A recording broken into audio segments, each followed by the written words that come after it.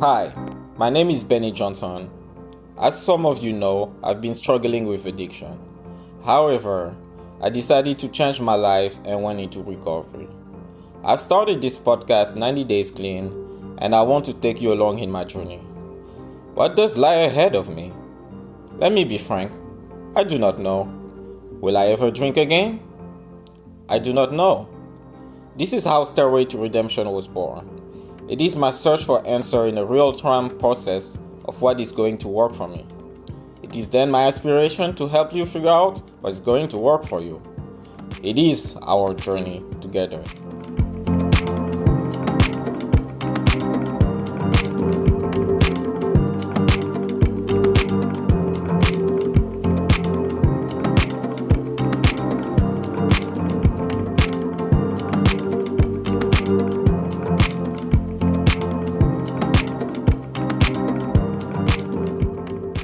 Good morning, guys, and welcome to Stairway to Redemption, a podcast about addiction and recovery. This week, my guest is Meena. Meena is a travel videographer, owner of her own production company, and she happens to be sober. She's traveling the world that way, taking pictures all over the globe. And she runs a profile called Traveling Sober on Instagram, and that's how we met, through Instagram. She reached out a few months back when I just started the podcast and asked if she could be a guest. And there she is. I give you guys a minute. How you feeling today? Like really deeply, something besides, I'm doing well, something more like substantial. But before that, like, I'm curious, how did you find me on Instagram? Just curious. So it's interesting. When I started this page, I actually started this page in 2020. When COVID hit my business, so I run a wedding production business. We do photography, videography for our clients all around Southern California, but also all over the globe. And when COVID hit, I lost a lot of my business and I wanted to just start something that made me feel just as passionate as I do with my production work. And the only other thing that I am so passionate about is my sobriety, because I feel like without my sobriety, I wouldn't have my business. Without my sobriety, I wouldn't have the experiences I have under my belt from traveling. And so I started this travel/sobriety page. And once in a while, just so I can gain like-minded people and an audience that I can hopefully bring the experience, strength, and hope that we talk about in the program, I follow accounts that are sober related. And so I'll go to a page and I will follow all of the people that say like a certain post and connect with people that way. And I've connected with a lot of people like that, which is really crazy. Amanda, who did the podcast called One Day I Decided, we connected that way as well. And I just keep connecting with people. And it's interesting how what I love the most is sometimes I'll open my Instagram and I'll find in my inbox people just sharing with me their milestones or just mentioning that they're struggling and being able to have a conversation around that. And so it's been a beautiful journey and I'm happy to continue to do it.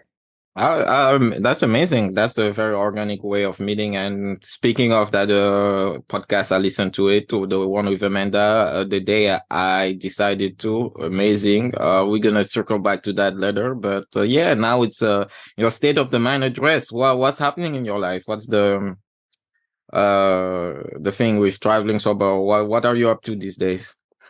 So currently, right now, I am in what I call my wedding off season.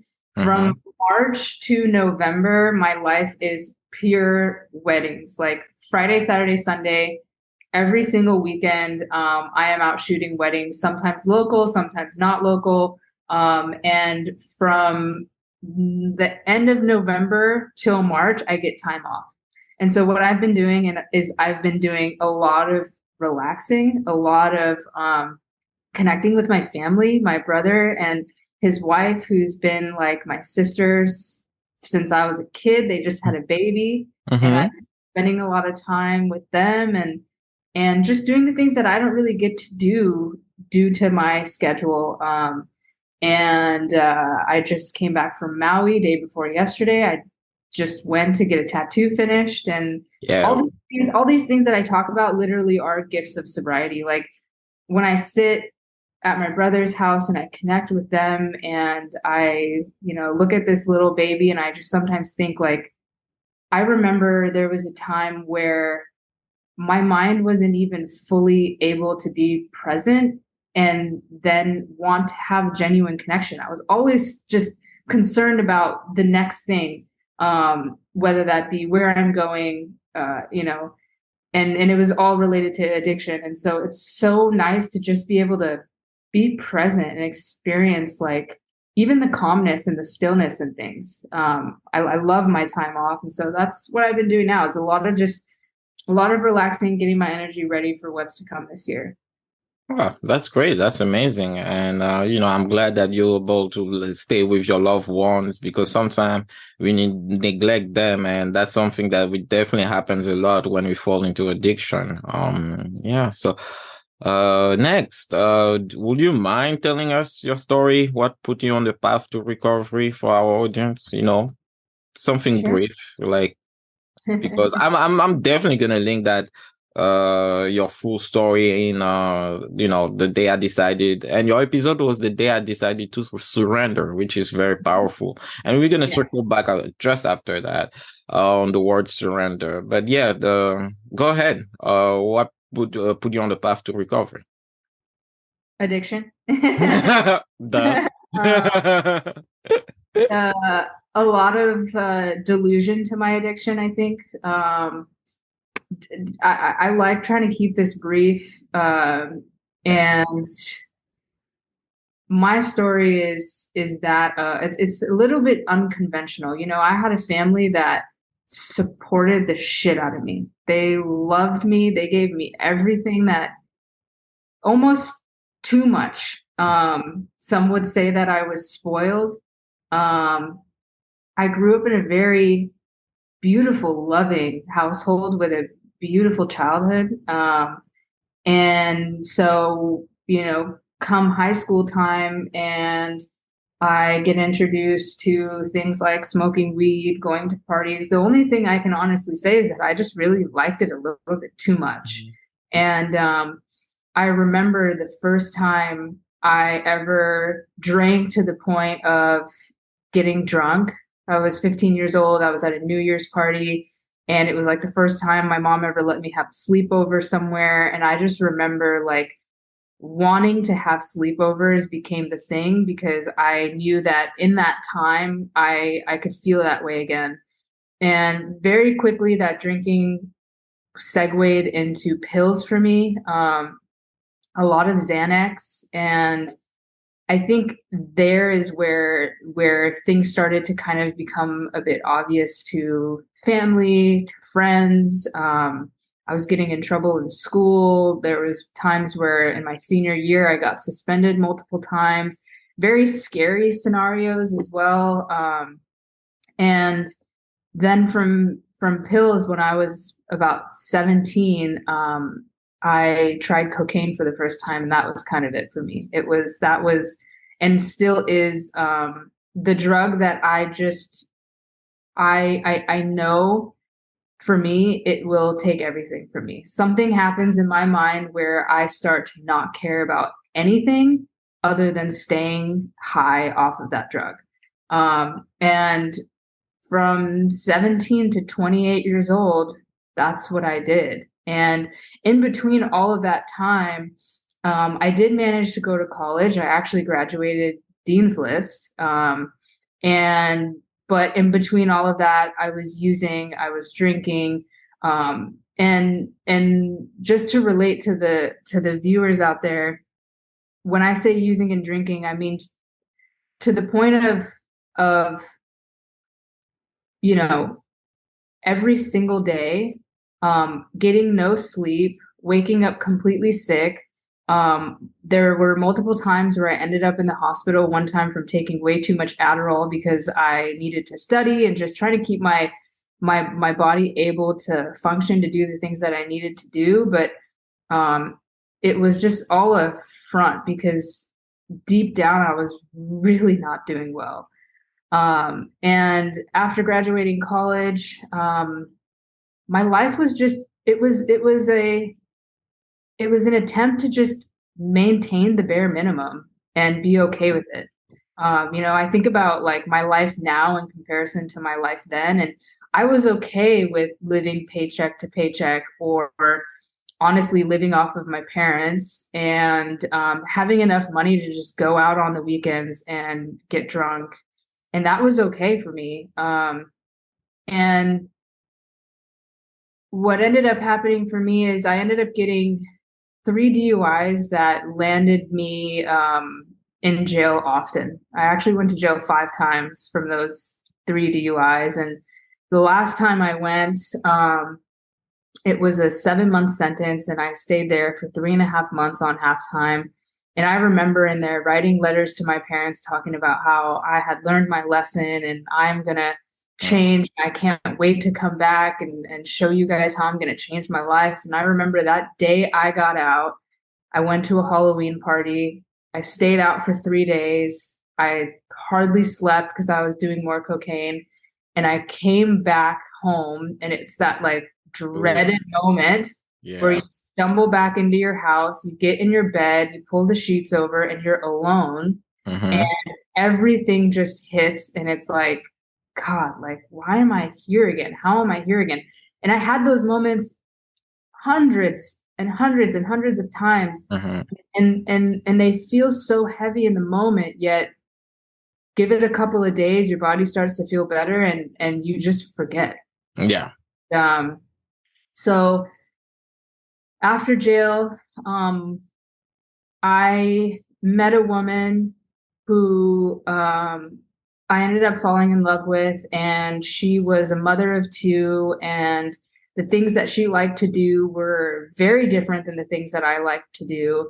And I don't know what she saw in me, but I got to spend a lot of time with her, and she got to see a little bit of what my life looked like, right? And I stayed at her house, and I would wake up in the morning and struggle out of bed, and I would take my cocaine to the bathroom, and I would rack myself some lines, and then I would get in the shower with a beer, and then that's how I would start my day. And she really didn't judge me, but there was one day where I was just struggling and it was obvious, and she said to me like, "Why don't you just try to not do any today?" Mm-hmm. And it was just a simple suggestion. And I think that I was just so physically and mentally drained that I was like, okay, like I'll try. And I slept for about 3 days at her house. And then I just took it one day at a time. I didn't have a program, but I did quit doing cocaine for about, I would say, a year or so. And in that time, my drinking continued. And and so there came a day in our relationship, we were together for about 2 years, and in that time we had gone through so much. She got breast cancer, and I was a new step parent, which I had no idea how to do. And I we just had no time to plan for the life that we had kind of created at that point. And I eventually one day just had it in my mind that I'm gonna go out and I'm gonna get some coke, and I'm gonna just do what I used to do. And my parents were out of town. They were in India for about like a couple of weeks, and I was house sitting their house, and so I had some freedom. And she came by one day, and it was obvious to her what I had been doing, and it was in that moment because she had told me straightforward. She said, "Look, I'm not going to have this around my kids." And one thing I'll never forget that she said is, "Why are you doing this to yourself?" And the reason I remember that so much is Mm-hmm. because a lot of the times when I would have moments with my family, it was always like, "Why are you doing this to us?" Like, no one ever really made me look inward and asked me, "Why am I doing this to myself?" And in that time, like 1 year away from cocaine, I had built a life that I was proud of for the first time. And which is silly to say because it wasn't much, but I was actually proud of myself, and that really hit me hard. And she had left she was like, okay, like if this is what you're gonna do, like I'm not gonna be a part of it. And she left, and the door shut. And I remember having the rest of my stash there, and I had a moment where I realized, like, if I'm gonna be in this house by myself, knowing me, knowing my patterns, I'm gonna end up doing the rest of this, and in a pure panic attack, I'm going to end up in a hospital because I'm going to have like a anxiety attack slash cocaine induced anxiety attack, and I'm going to end up in the hospital. And so I called her back and I said, if you can just come back and throw this away for me and just take me home. And she took me back to our house, and I slept, and I woke up that next morning, and I always share this, for the first time in my life, I had no excuses. I'm the queen of like, don't worry, I got this. Like, sit down, I listen to got my this, yeah. plan. This is what I'm gonna do. Just give like and the way that I tend to spit that out so quickly, I realize it's just like a band-aid to the situation, like to just calm everyone down and give me time to figure it out. Mhm. For the first time, I woke up and I was like, I have no idea why my brain in moments of stress or whatever, like why my brain just goes back to the same solution. And what I also realized is that I was sick of lying. I have lied my whole life, I feel like trying to keep trying to sustain your addiction but also keep things looking okay on the outside is very, very hard for your soul. And I was starting to feel that in my body. I was starting to feel like the lying is like making me tired, and for the first time I'm recognizing that. And if I'm going to give this sobriety thing a shot, I need to be 100% honest. I need to be 100% willing. Um, but I actually need to do it for myself because I've never, ever, ever tried to get sober for myself. And so the next morning, I made a phone call to a friend of mine whose mom I knew was sober. Mhm. She was in the NA program. And I remember we had a long conversation. And after our long conversation, the only question I had for her was, so do I have to quit drinking too if I go to NA? And That's incredible. she was like, okay, maybe you go to this other meeting. And she had told me to go to a AA meeting. Okay. It was at 7 a.m. and I never wake up at 7 a.m. And I walked into that meeting and it was full of like 200 people, to the point where I took my seat was around the corner Yeah. on the floor. I couldn't see the speaker. I could hardly hear the speaker. And I sat down, and about 10 minutes into the meeting, this voice in my head said, like, you can't hear anything. You can't see anything. Like, what are you doing here? Like, get out of here. Like, there's no point. And so I stood up and I walked through the door, and literally, and this sounds crazy, but it's the truth. My intuitive thought, whatever it was, I heard a voice in my head say, if you leave, you're never going to come back. And you promised yourself that you would do whatever it takes to just give yourself a chance. So get back in there and find a spot where you can see, where you can hear, and just sit.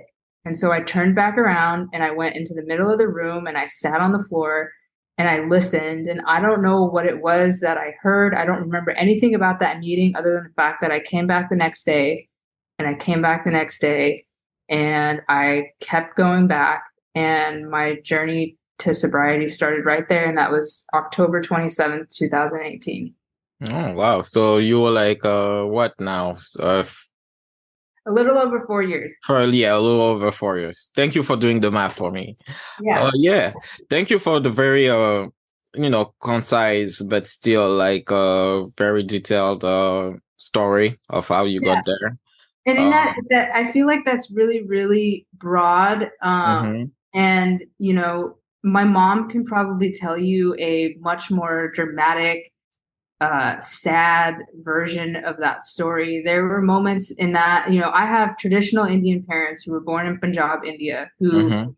the women in the family, they don't drink. They are like the pillars of quote unquote good girls. And so Yeah. when you have an Indian daughter who's, into drugs and into alcohol, like that tears them apart. And Mm-hmm. what I put my parents through those from the time I was 15 to 28 years old is I think my biggest regret. And and I mention that because within all of that broad story were so many moments of just scenes like out of a movie where everyone is yelling and I'm saying that like you don't understand and just you all get it.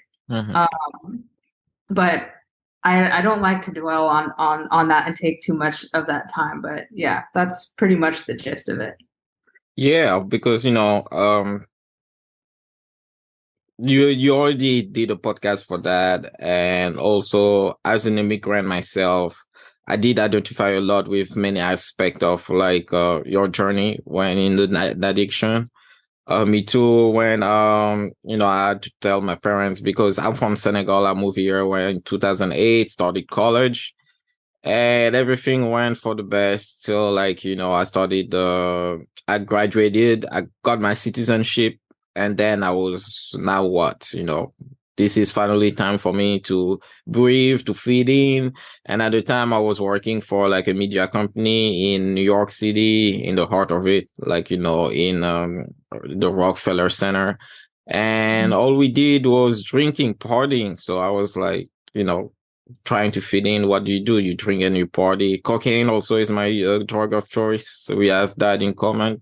And I remember when I had to come clean to my parents, they were like my mom especially it was like, after everything that we went through, you were born in a third world country. We had to face this and that. This is what gonna take you out. Like she was like baffled by what. And yeah, they didn't understand the struggle. They didn't understand the point of view because from from a traditional immigrant standpoint, it's hard for them to get. And you know um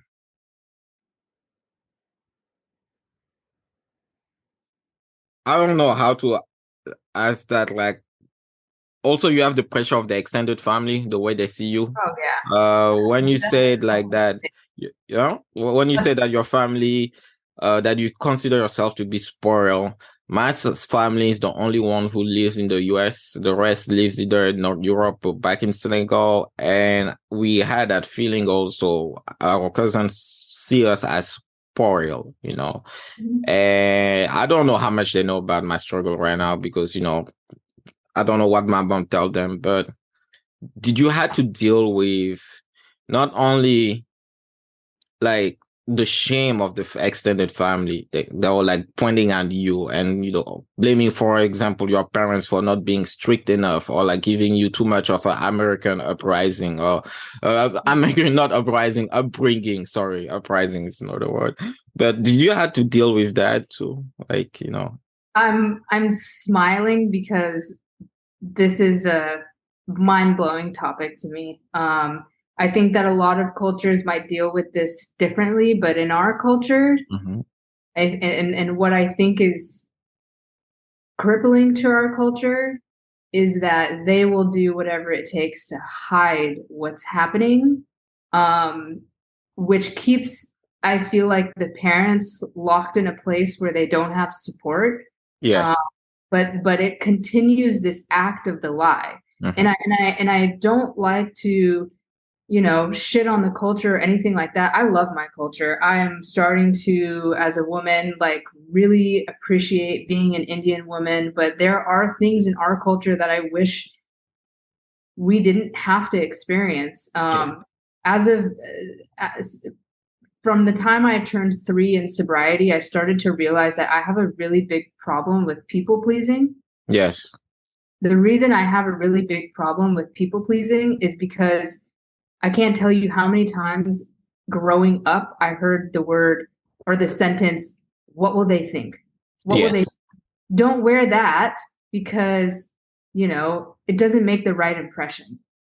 Everything in the Indian culture, sadly, is like this show of how can you show you're doing great on the outside, but don't ever ask anybody how they're really doing. Like I can walk into a room of my extended family and everyone's going to say, how's your job?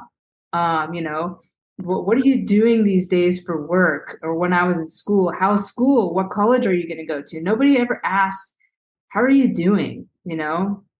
Like, Yeah. how are you feeling? Are you struggling with anything? And I've connected closely with my cousins lately, and I've been very mindful of just being different than our parents were, in the sense that we're not talking about other people in the family. We're not gossiping. We're keeping it real. We're making sure that on the inside you're doing well and not so much what you're showing on the outside. And so with extended family, my extended family didn't really know, because my parents didn't want them to know. Yeah.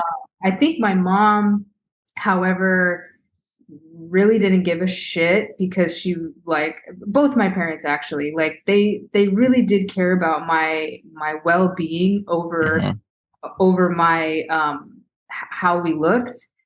So they did confine and certain aunts and uncles to kind of get some feedback, but for the most part, it wasn't like a public thing. I'm sure that with time and people kind of watching me, there were some family members who might have known. But I will say one thing is I share the shit out of my sobriety. Oh yeah, So we now do. they know. Yeah.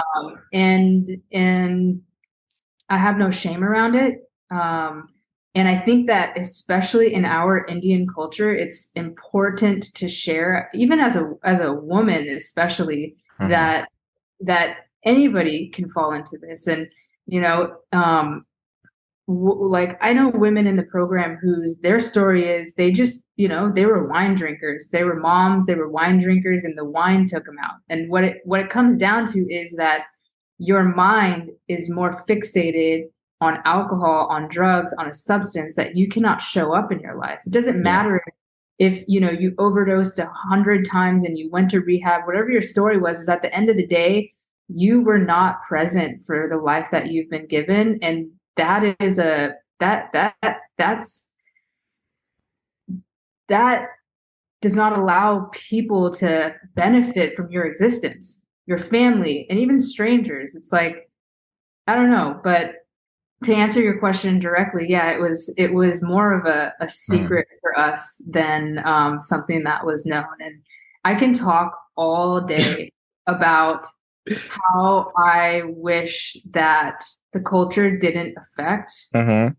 us so much, but the reality is that it did. Yeah, I'm asking the question because one thing, I went to rehab twice, the second time and both time actually, but the second time especially, I noticed that's when I noticed that there was like no certain minorities. Some minorities were not represented in the facility of I went to like a place in the Hamptons, and there was only one guy from Pakistan, two guys who are black from origin, from African origin, like second generation. One guy from second, no, two from first generation who immigrated here when they were young. And the rest was just mostly white people, black people. That's it. No Asian, no Indians, like no Pakistani one.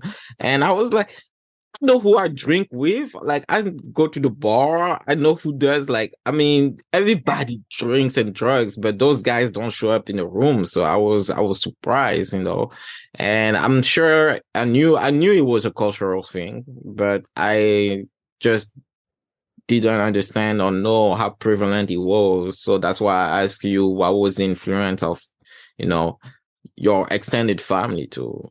Yeah, and I think Yeah. it's actually very sad. Like, Yeah. the there's people I know who are struggling and not getting the help that they need because of the way it's going to reflect on their family. Yeah. And this is their life. This is giving them a potential life to like Mhm. live a free life. Like, who gives a shit what Yeah, it looks like? And they stay in that, and it's just really, really sad. like yeah, definitely that's very very sad. And in addition of being from a minority family, you're also from the LGBTQ community. Mhm. And I was wondering if what do you think, since you're a member of AA, what do you think of AA and the LGBTQ community? Some people that I know I met in outpatient and inpatient regret the fact that AA might not be as progressive because it's mostly held by the old heads, in quotation, and making some progress or some minor change, like for example uh, uh, to the what's the thing at the beginning with Preamble. the preamble, thank you, wow, to the preamble, to change a fellowship of men and women to a Uh-huh. fellowship of people, for example. Like those minor changes that seem more inclusive, but to you, do they seem necessary? Like, what's your position on that? So here's my thing is Hmm. that based off of the experience that I had coming in, Yeah. this is my life on the line. Hmm. Um, I am not focusing on the politics of it. Yeah. I am not focusing on, I was just like, give me a shot to get sober. Yeah. And we have in our program, we have changed the preamble to a fellowship of people, which is Okay. pretty inclusive. And I think that um, that matters to people. Yeah. And coming in for me, I feel like I was just seen as a person. It didn't matter what my gender was, it didn't matter what my sexuality was. I came in as an addict like everyone else. Hmm. And to me, that's what I was purely when I came in. If I'm gonna flood myself so much on identity, I feel like I'm worried about the wrong things because the Yes. only thing I should be focused on is getting sober. And so I I don't necessarily have like a specific stance on that, Hmm. but what I can share is just that coming in focused on just sobriety. And Yes. they always say, focus on the similarities, don't focus on the differences when you come in because you're gonna start looking at the wrong things. Yes. If I came in focusing on the differences, I would be like, that man is an older man who works in finance. His life was different than mine. And yet, what he shared was the exact same struggle that I shared, which comes down to the same thing that I said before is that addiction just pulls us away from being able to live a pure life to connect with other Mhm. humans and connect with ourselves. And so all of it is the same.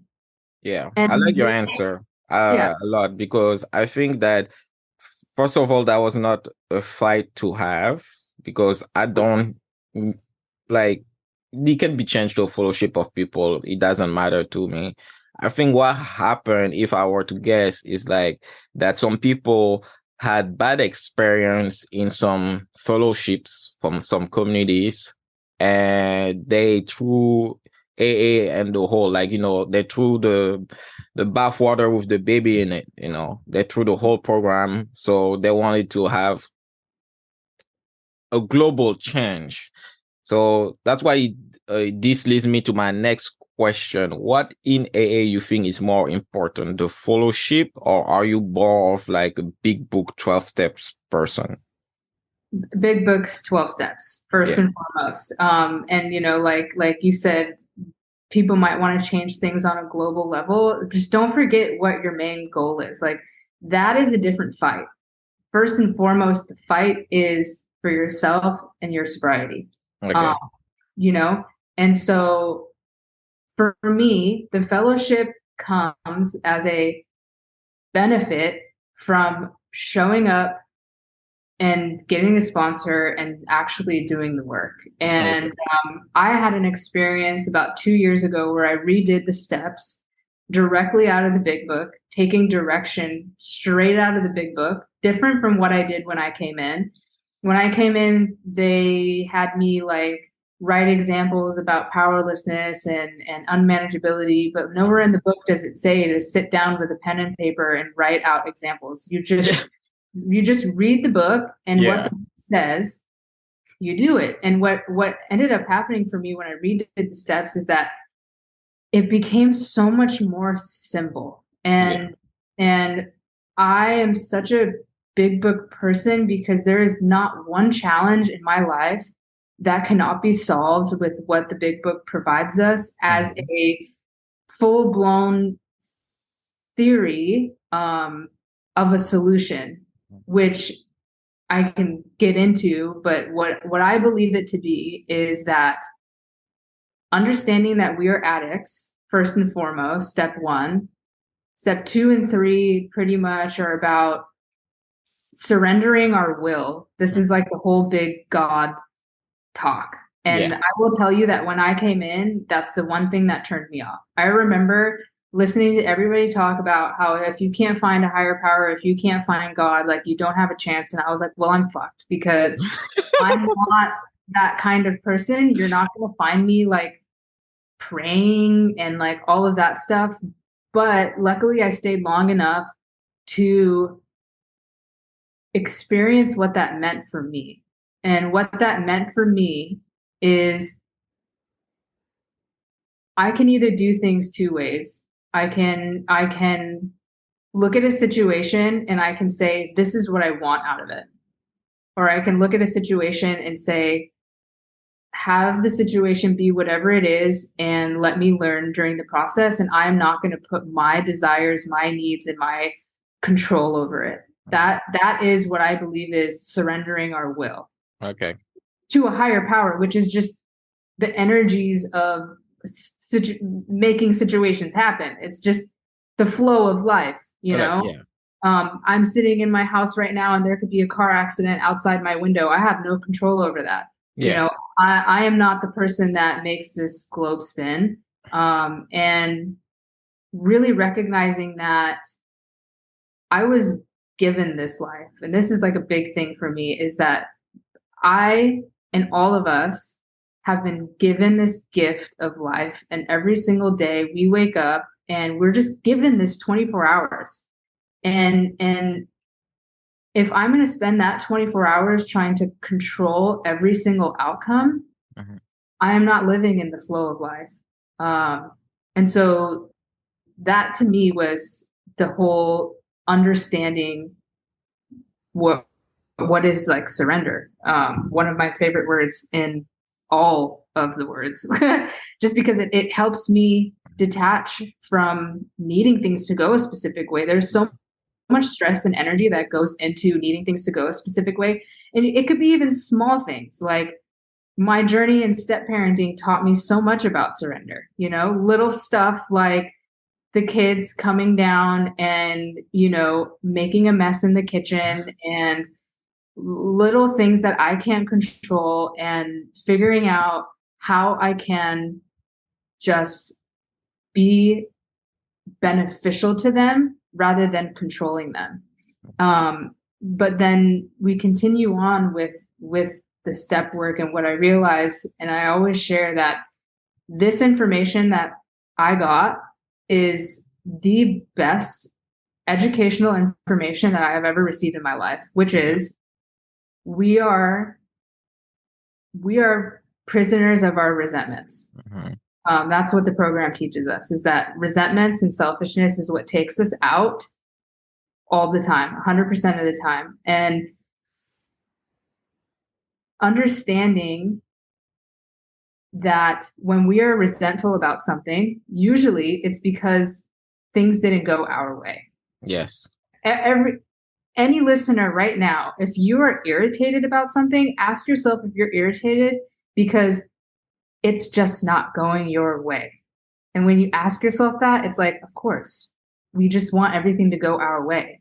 And that's the process of surrender. And it's in those moments where I do that. And then the universe, the higher power, the energies of however this life is flowing comes in and shows me a new experience. And it's in that experience where I find myself satisfied. And then over time, I built a connection to my higher power, which was look at me surrendering, gaining an experience that I didn't force, being involved in that experience, learning in that experience, building a new character in that experience. And I had nothing to do with it. And so something else is giving this to me. And that's how I was like, okay, I understand how this is working.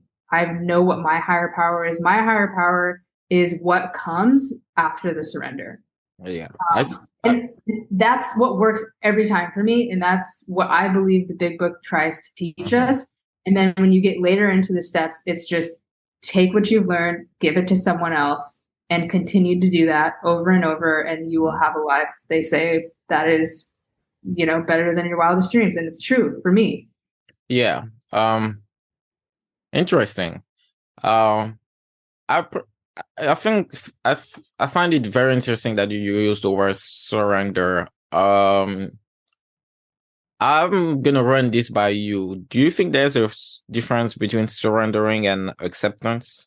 I like the word acceptance better because the total powerlessness of the word surrender is might be too passive for me. Like, okay, I see it as fighting an opponent that you know is stronger than you, which is our addiction, right?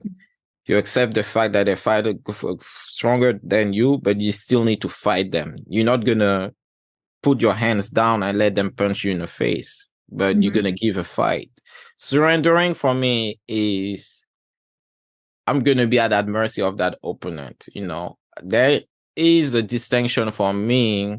The way I see it is I respect now my addiction. I understand what it can do to me. I don't need to play with fire, but as long as I put the work into my recovery and my steps and my mindset, I pray I should be fine, but I'm still aware that I could lose it. But the way sometimes people use the word surrender is basically Jesus Christ take the wheel. Like, you see? Yeah. Like, do you make that? Do you see where I'm coming from between the distinction between acceptance and surrendering? What do you think about that? So I think that for me, surrender always comes before the acceptance. And I'll kind of give an example of the big surrender, which is like the surrender with addiction and what that meant for me. What that meant for me was like,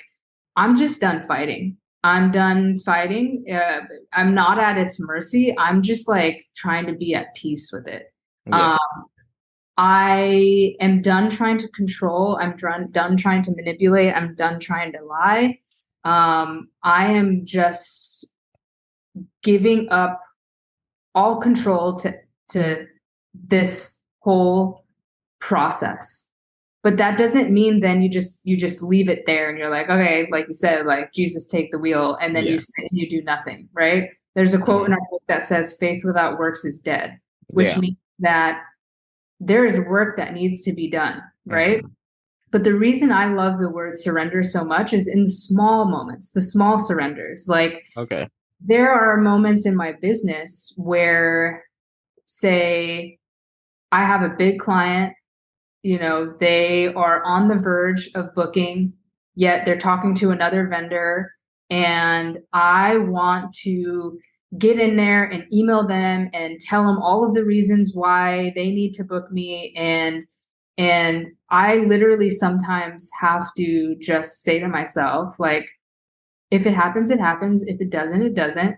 And just don't spend your energy trying to make things happen for my own benefit. But there is the flip to that, right? Because And I struggled with this in the beginning too. It's like, but then how do you get work done? How do you get shit done? But for me, it's like if I find myself energetically drained because I am, and like it just comes back to control every time. I am trying to control an outcome. I need to just give it up. I need to just surrender it. But then there's acceptance. I'm trying to like use an example here. So acceptance for me allows me to let people, places, things be as they are, whether they irritate me or not, and love them for what they are. And the way that I get to pure acceptance is through understanding. Okay. And this was a big key. My second round with the steps is that the only way I can, let's say I have a really big, my dad is actually a very good example of this. You know, my whole life, I, being in the LGBT community, it's hard for an Indian father to accept that his daughter is gay. That's just what it is. And all I wanted in my life is for my dad to say to me in these exact words, I love you for who you are. I don't care if you're gay. I'm always going to be there for you. I want you to marry whoever you want. I will be there to walk you down the aisle. All these things, I want him to say them exactly like that to me. But I forget that my father, who was born in India, was born in a culture where this idea was so foreign to him that he has no knowledge, no experience. All he knows is that when he hears that word gay, his body tenses up and he's scared.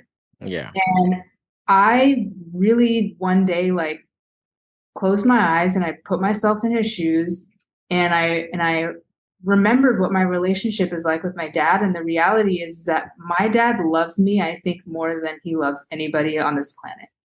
And just because he can't say those words to me exactly like I want to hear them does not mean that he doesn't actually love me the same way I feel like I want to be loved by him, because the fact is he does. I have to understand where he came from, his life. And I remember when I did that, it was like instantly I understood him and I accepted this whole thing of needing it to be a certain way. And that your resentments also went away that way because you instantly, put yourself in his shoes. You came from an angle of compassion, right? instantly. It's like instant. I have a friend who talks about this like teeter-totter. I don't know if you know what a teeter-totter is. And when the teeter-totter is at an angle, right, where one chair is up high, and say that's resentment, right? Yeah. And at the bottom, the chair is understanding. So when you have no understanding over somebody, your resentments are always going to be high because you cannot understand where they're coming from. And it really, you have to really look at them as their own person, take yourself out of it completely. And once you do that, it's like the teeter-totter just flips, the resentment goes down and you gain the understanding. And through that, you accept whatever situation as it is. Very interesting. Wow. That brings some like, you're enlightening me right now. And it works for everything. I mean, yeah, that's true. I've had an employee of mine in the past who I had resentments towards because he just did not show up to represent my company the way that I needed him to. And one day I just sat down and I'm like, okay, who is this guy? You know, this guy is a lot older than most of my other employees. He's got his own business on the side. And the job he has with me is like just a third side hustle.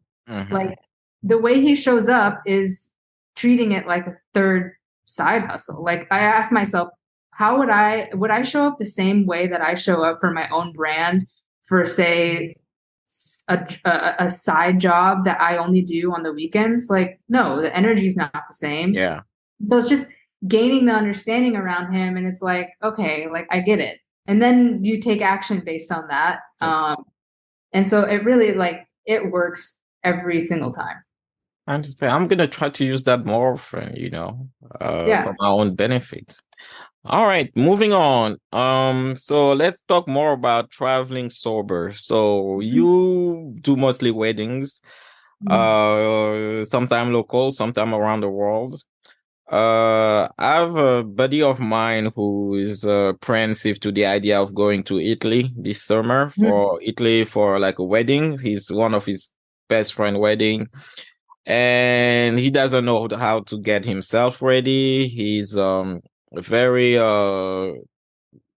basically in group therapy. People were like, "Oof, we don't know, man." Like, and the idea, my perception of the whole thing discussion when we talk about it was some people take a pass, on drinking when they travel or when they do destination weddings and stuff like that. I mean, because you're out of your element, first of all. You don't have the same coping mechanism. You have peer pressure by the family. He's one of the grooms, man.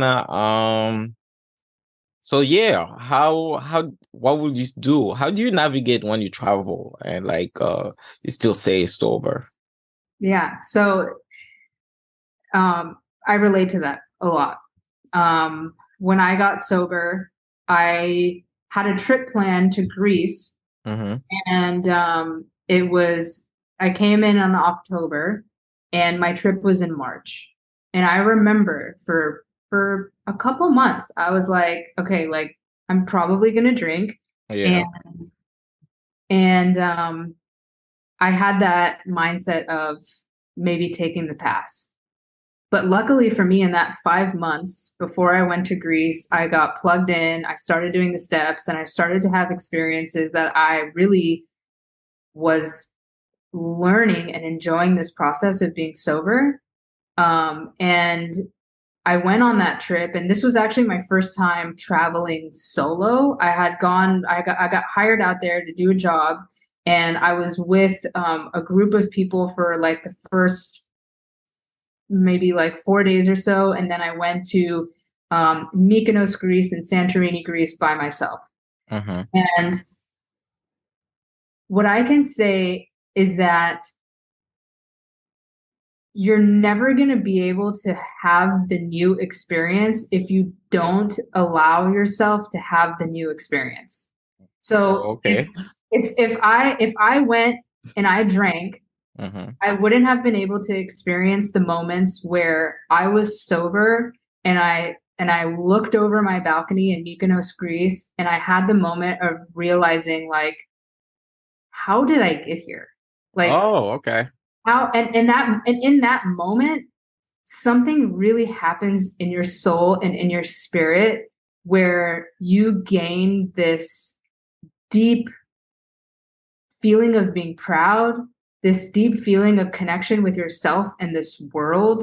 I remember there were moments where I ran into like locals in Mykonos. There was this little girl that was playing soccer, and her ball came towards me. And I remember I leaned down and I picked up her ball and I handed it to her. And I will never forget the smile on this girl's face. I have it on video still. I happened to be filming at the time. And this sounds stupid. Like what a silly moment. Like who cares about that? But when you're there, you're sober, you're fully connected, you're going to have a new experience. And when I say new experience, it sounds like so basic, but it's different for everybody. And if you don't give yourself an opportunity to experience yourself sober, you're just going to experience the same shit that you've always experienced before. Yeah. And so when I left that trip, what I remember thinking is like, I kept all my memories. All of the trips prior, I was blacked out. I hardly remember anything. I was mostly tired and in a daze. Mm-hmm. I remember the way that the Greek coffee smelled. I remember the conversation that I had with the guy at the coffee shop, and I asked him, how many espressos do you think I can drink in a day? I remember the man who showed me where all of the restaurants were, because I was walking around the village over and over, and he saw me walking in circles, and he was like, "Do you need help?"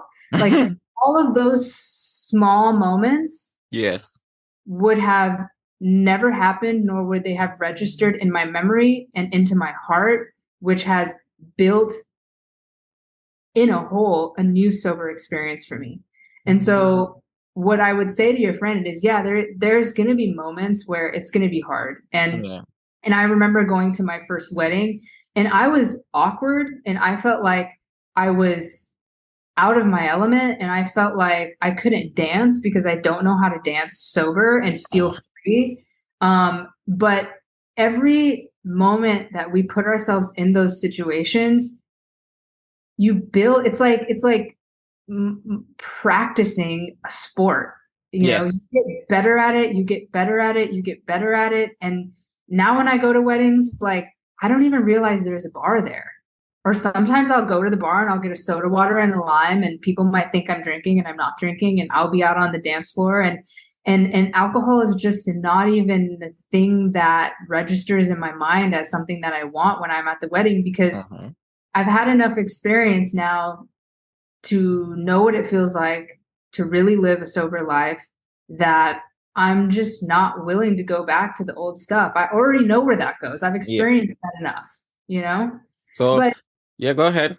I was just going to say, like, it's not easy. And that, I think, is the hardest thing with us, is because most alcoholics, they're either isolation drinkers, Mm-hmm. which makes social events very hard, or they're full blown social butterflies who thrive at the bar and they talk to a lot of people and they don't know how to function in social situations. Yeah. And so social situations are the best practice to get yourself to a place where you finally feel comfortable.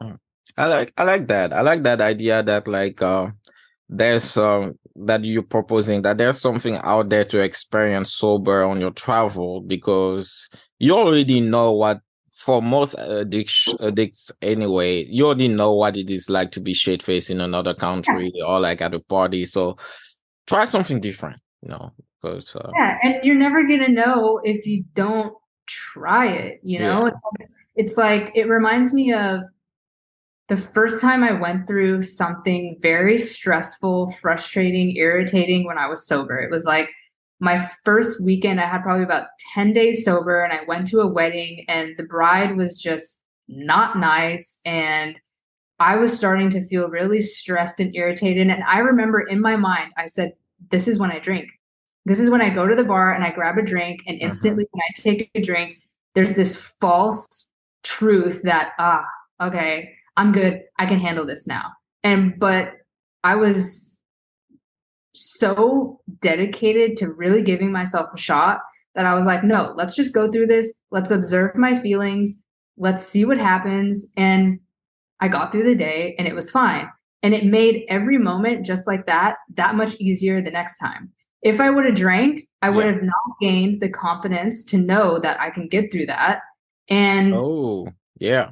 it's like you rob yourself of the ability to see what your actual true potential is, because Yeah. you've never known. You have no patience. Yeah.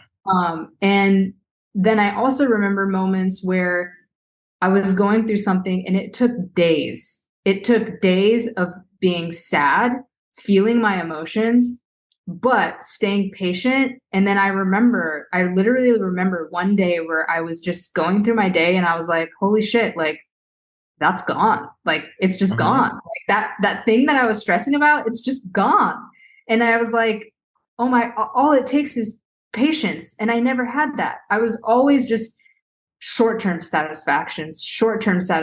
Like, Instant gratification. yeah. And then, Mm-hmm. and it's in that instant gratification that, like I said, we rob ourselves of the experience to see what it is that we have the potential for. But then every time we do it sober, I promise you that the next time it's going to be easier. The next time it's going to be easier. And then all of a sudden you're going to be going through shit and it's not even going to phase you.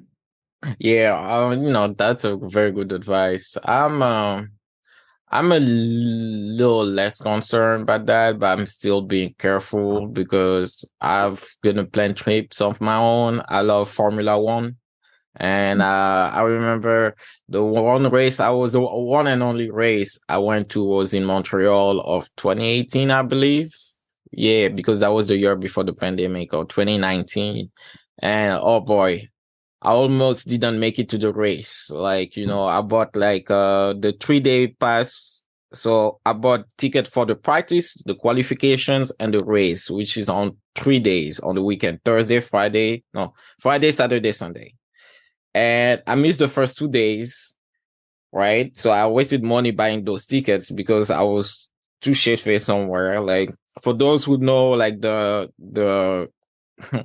the F1 world, there are like so many events attached to it. There are like Heineken sponsored this. They have a lounge or somewhere. You have all those events. And I was too busy getting, I had too much of a hangover to go to what I wanted to really see was cars going around, like the drivers, Lewis Hamilton and stuff. And now this year I plan on going to like races, especially that, there are like two more races in the US, one in Florida, in Miami, one in Las Vegas this year, and the traditional one that's in Austin, Texas. And I can see myself going there, having fun, actually watching the race and not drinking, like because I want to experience what it is like to experience those fully and not remembering parts of it. Is this going to be your first one sober? Yeah, definitely. So Yeah, the last one I was it took me all my resolve to go to the race on that day because I was like, I'm not gonna come to Montreal and not go to the race after all. But it was hard. I barely made it on time to my seat for the start. And it was fun. It was definitely fun. But like it would be I think it would be a total different experience if I had gone to the qualifications or practice because you have like other events outside where you can go to the press conferences. Basically, I bought the total package and I just want imagine paying a package. You familiar, for example, for South by Southwest, right? Mhm. Like in Austin. Imagine having the pass to all the movies, to all the arts, and all you do is going to the after hour parties. Yeah. Basically, that's Mhm. what I did at that weekend. I Mhm. just went to all the after hour parties of the race, but not the race. Almost missed the race itself. I missed the qualification and all that stuff. So that's kind of mind-boggling that to see that if I wanted to do that, I could just go to another place and just drink, instead of going there. But um, yeah. So last question before leaving you the floor. So after what 4.5 years, a little bit more than 4 years sober, are they are there still challenges that you face or things you struggle with? What are the things that you still struggle with? Like, I think it's honestly it's just the daily little things that come up in life and it's just the small resentments. It's just the moments where, I'm human and mhm. things are going to be irritating, things are going to be frustrating and it's going to happen because I'm human.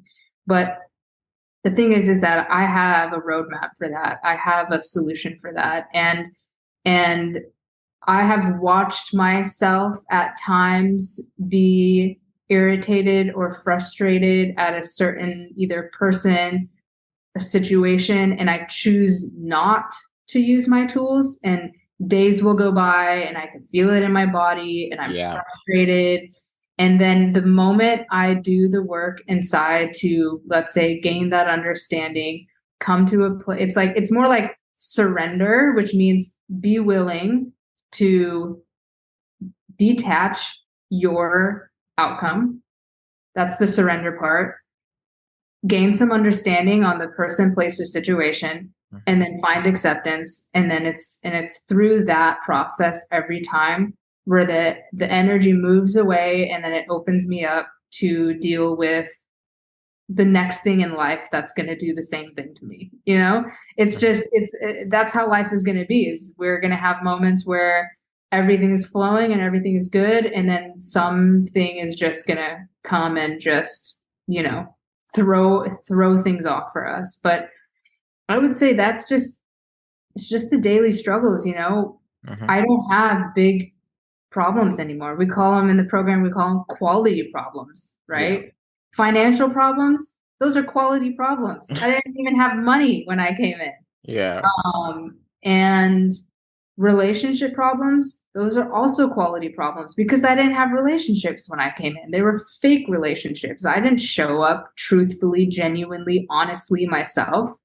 And so whatever problems I do have today, I try to remember that those are a gift.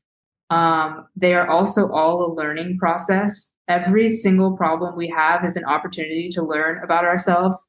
And yeah, I mean, I have another year of weddings coming up. And today I was looking at my schedule and I was like, what am I doing to myself? There's one couple weeks in the year in July where I have a wedding in Mammoth, California. The next day I fly out to Hawaii, and then I fly back from Hawaii and I go back to Mammoth. And I'm like, when am I going to drive to, where's the drive time and all of that? And Oh, wow. that stresses me out a little bit. Yeah. And I'm like, literally, I could hardly keep a job when I came in. I had no hobbies, and my work itself is a hobby of mine.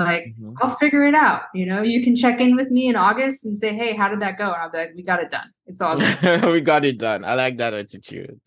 All right. So the floor is yours. Tell where to find you. Traveling sober. You can say whatever you want. It's your floor. Thank you. Well, first of all, Benny, just thank you for having me. Thank you for having this podcast. I think it's really important for this to become more mainstream and a safe place for people to talk about their struggles and their journeys. And I want to just take this time to really encourage people to not be so scared of what sobriety can look like for you. I thought that being sober was going to kill my social life, was going to be so boring, and that I was going to be just white knuckling it the whole time. And today I live just a pure life. I feel like I have been given this opportunity to just experience this gift that we all get. And I just hope that everyone can lean into that and not resist sobriety so much and have their own judgments on what sobriety might be. Because I will tell you that if my sobriety looked like what I thought it was going to look like, I wouldn't stay sober. And what it turned out to be is so much more beautiful.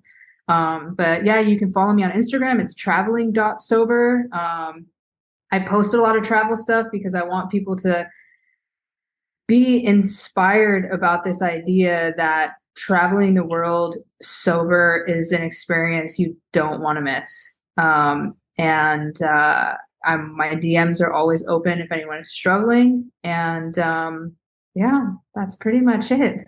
All right. Thanks, Meena, for being the guest to Stairway Redemption. And guys, I will see you for the conclusion.